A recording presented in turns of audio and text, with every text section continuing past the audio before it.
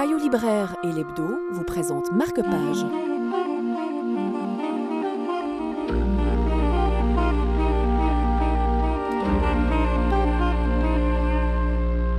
Aspen Terminus de Fabrice Guegnaud revient sur un fait divers réel. Il raconte le fait divers de Claudine Longet, danseuse de revue en France, puis chanteuse aux États-Unis, où elle eut un beau brin de carrière au milieu des années 60 comme chanteuse de pop-song acidulée.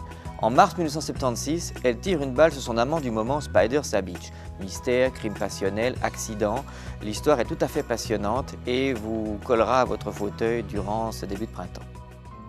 Tuer quelqu'un par volonté ou distraction, c'est aussi ouvrir en soi une plaie fumante que rien, ni le temps ni l'oubli ne parviendra à cautériser, quoi qu'aimerait le croire celui ou celle qui a appuyé sur la gâchette.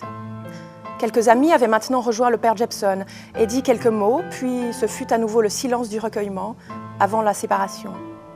Claudine resta encore un moment, entourée de sa petite garde rapprochée, le regard fixe posé sur la photo qu'on avait laissée là, avec les fleurs, taches de couleur posées sur un tapis blanc, puis elle s'éloigna doucement, soutenue et un peu mécanique.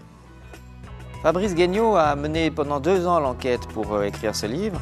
Et l'intérêt de cette écriture est qu'elle procède par aller-retour.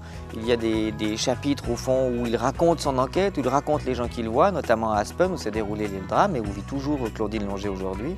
Et d'autres qui reviennent directement sur les éléments du dossier à partir des témoignages et à partir des documents d'époque. Ça donne un jeu d'aller-retour tout à fait passionnant et qui raconte aussi, ce qui est tout à fait génial, l'Amérique des années 60 et Aspen qui est au fond le Saint-Moritz américain dans le Colorado. Payot libraire et l'Hebdo vous ont présenté Marque-Page.